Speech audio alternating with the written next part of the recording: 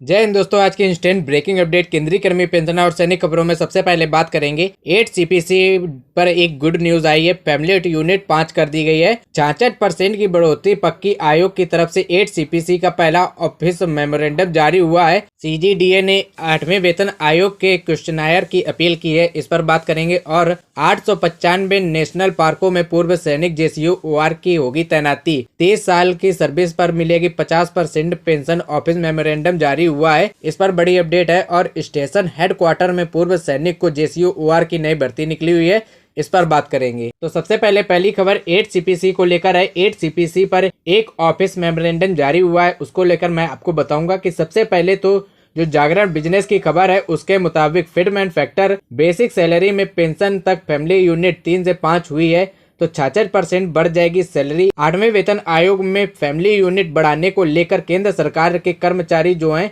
अगर 8वें वेतन आयोग की फैमिली यूनिट बढ़ाई जाती है तो ये 66% का उछाल ऑटोमेटिक एक्वायर्ड फैमिली के आधार पर हो जाएगा।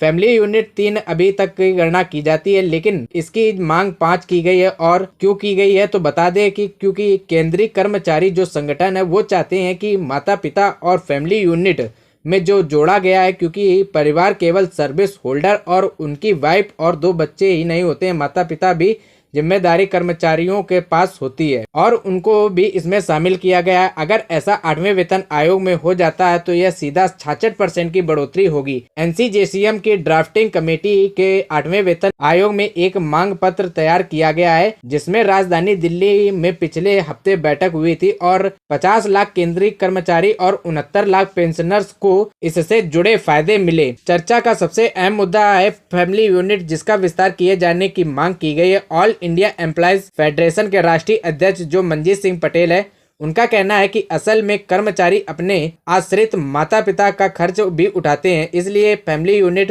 5 से बढ़ाकर 5 करनी चाहिए। अगर 3 से बढ़ाकर 5 हो जाती है तो ये सीधा 66% सैलरी में पेंशन की बढ़ोतरी हो जाएगी। ये ऑटोमेटिक एक्वायर्ड फैमिली के आधार पर एक लेटर जारी हुआ है।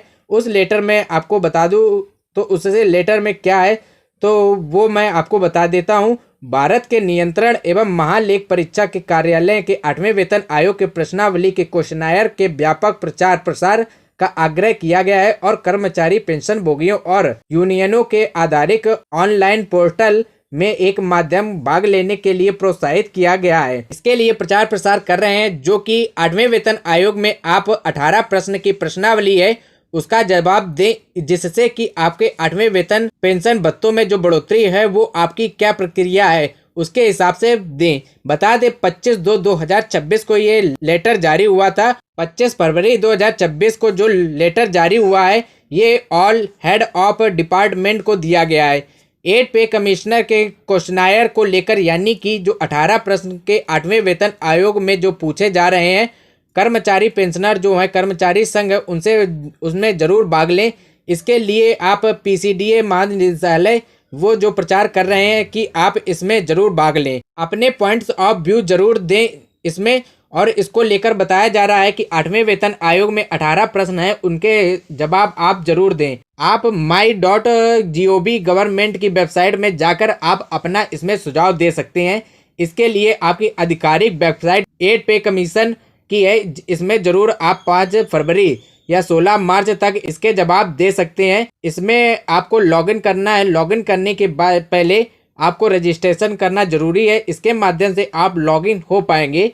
तो इसमें रजिस्ट्रेशन पहले करें, फिर लॉगिन करने पर 18 प्रश्न में जिनमें आप चाहे उसमें आप अपनी रिकमेंडेशन दे सकते हैं। ये पहला मौका है कि 8 पे कमीशन में अब कर्मचारी भी पेंशनर भी अपना रिकमेंडेशन दे सकते हैं। एक दूसरी बड़ी खबर आई है, एक्स सर्विसमैन अब जितने भी national park, Mumbai public park, उसमें पूर्व सैनिक को तैनात किया जाएगा। टोटल 895 पार्क हैं जिसमें कि मुंबई में स्थित हैं। इसमें पूर्व सैनिक को तैनाती की जाएगी और उनकी सुरक्षा पूर्व सैनिक करेंगे। कैबिनेट मिनिस्टर सदा जे देसाई ने इंफॉर्मेशन दी है कि अब पूर्व सैनिक इसमें तैनात किए जाएंगे। कई मामले में ऐसे आए हैं जहां पर तोड़ फोड़ के मामले आए हैं और उसके बाद ये फैसला लिया गया है। तो ये मुंबई महानगर पालिका ने यह फैसला किया है कि अब इसमें फायदा यह होगा कि पूर्व सैनिक को रोजगार मिलेगा और लोकल में भी रोजगार मिलेगा। इसके लिए अभी कितनी सैलरी होगी, क्या रहेगी सैलरी, इसके लिए अभी नोटिफिकेशन जारी नहीं हुआ है। जैसे ही नोटिफिकेशन आएगा आपको उसकी जानकारी अगले वीडियो में दे देंगे। एक दूसरी बड़ी खबर है, 30 साल केंद्रीय कर्मचारी सर्विस करें और उसके बाद पेंशन मिलेगी। राज्य सरकार ने भी ऐसा नोटिफिकेशन जारी किया। बता दें केरल राज्य ने एक नोटिफिकेशन जारी किया है, ऑफिस मेमोरेंडम 28/2/2026, जिसमें कहा गया है कि 50% फिक्स पेंशन मिलेगी जो कि यूपीएस के तहत मिलेगी, लेकिन उसके बाद 30 साल आपकी सर्विस होनी चाहिए। सेंट्रल गवर्नमेंट ने जो आपकी जारी की है यूपीएस, उसमें 20 साल की नौकरी है तो आपको 50% में 25 साल नौकरी पर 50% पेंशन दी जाएगी। लेकिन अब यह केरल सरकार ने कहा है कि 50% पेंशन आपको तब मिलेगी जब आपकी नौकरी 30 साल की होगी। इस पर केंद्र सरकार के जो कर्मचारी हैं नाराज हैं और उनका कहना है कि केरल सरकार ने एनपीएस में विकल्प के रूप में शॉर्ट पेंशन स्कीम शुरू कर दी है। इसका मतलब एक तरह से यूपीएस स्कीम के तहत 50% सोर्स पेंशन तभी मिलेगी जब नौकरी कम से कम 30 वर्ष होगी। जो ओल्ड पेंशन स्कीम थी उसमें 20 वर्ष में आपको 50% पेंशन मिलती थी। हर सरकारें वादा चुनाव के समय खर्च करती हैं और उसके बाद कर्मचारी को अलग अलग कुछ बताती हैं। तो 50% पेंशन जरूर दी जा रही है, लेकिन इसमें 30% वर्ष की जुड़ रही है। इसमें डॉक्टर मंजीत सिंह ने नाराजगी व्यक्त की है और कहा है कि सरकार को ओल्ड पेंशन की स्कीम भी चालू करनी चाहिए। स्टेशन हेडक्वार्टर की तरफ से एक नोटिफिकेशन जारी हुआ है। इसमें पूर्व सैनिकों के लिए भर्ती निकाली गई है और ये जो भर्ती है बेंगलुरु स्टेशन हेडक्वार्टर की तरफ से ECHS में वैकेंसी निकाली गई है।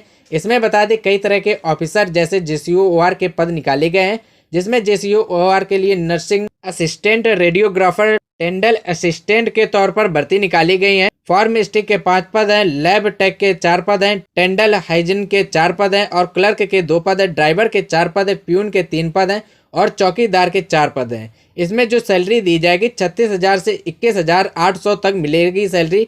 इसके लिए जो इंटरव्यू की डेट है, इसकी जो लास्ट डेट है वो 7 अप्रैल से 13 अप्रैल तक दी गई है। 20 मार्च 2026 इसकी लास्ट डेट है। स्टेशन हेडक्वार्टर इस सेल में अपने फॉर्म जरूर भेज सकते हैं। जो भी फॉर्म भरना चाहें वो ये फॉर्म भर सकते हैं। ये थी जानकारी इस वीडियो में, इतना ही। Thank you everyone. जय